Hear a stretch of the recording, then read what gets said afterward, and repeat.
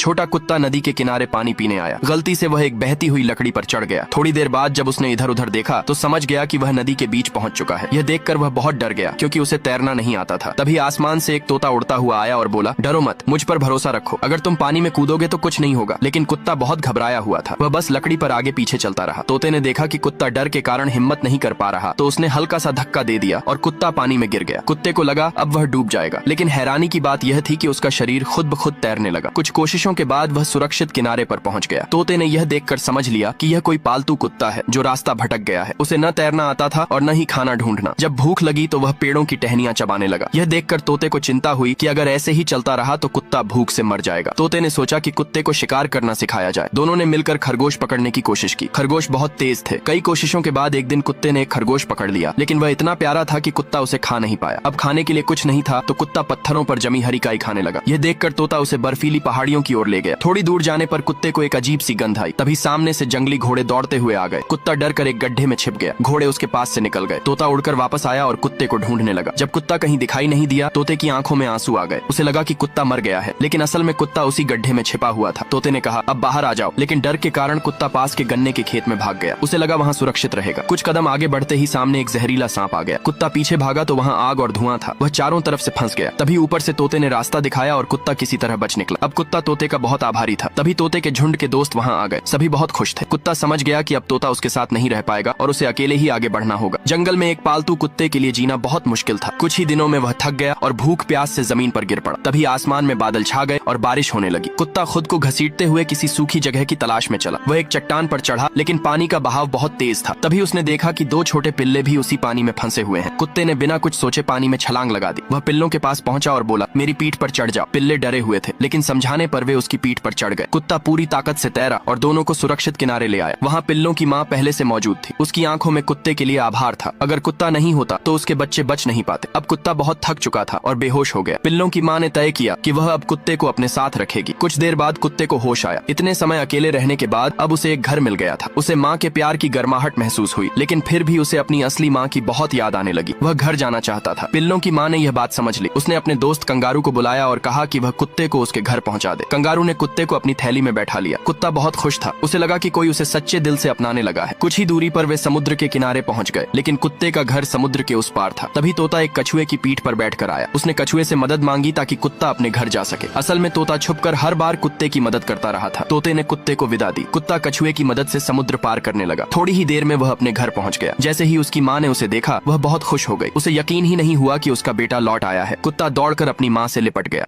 छोटी बिल्ली पानी में खेल रही थी। तभी अचानक एक